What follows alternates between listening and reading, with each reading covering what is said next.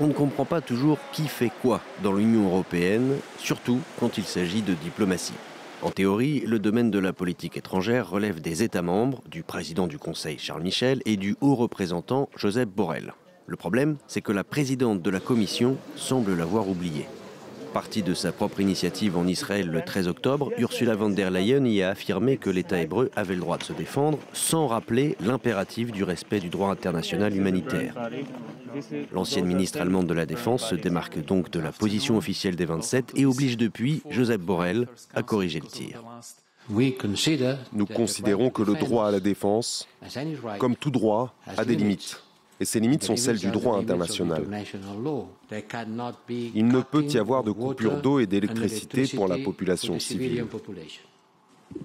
Ces incursions dans le domaine de la politique étrangère de l'Union, la présidente de la Commission, qui n'est pas élue, en est coutumière. Sa relation avec Charles Michel s'en trouve dégradée et l'Union européenne prend des allures de cours d'école quand Ursula von der Leyen décide d'éjecter le président du Conseil de la photo qu'elle poste sur ses réseaux sociaux à l'occasion d'une minute de silence observée en hommage aux victimes du 7 octobre.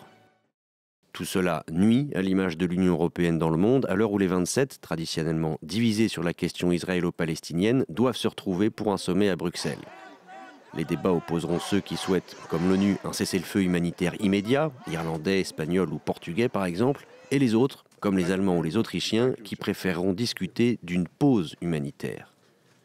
Reste à savoir si les dirigeants, tous les dirigeants, sauront montrer un visage uni.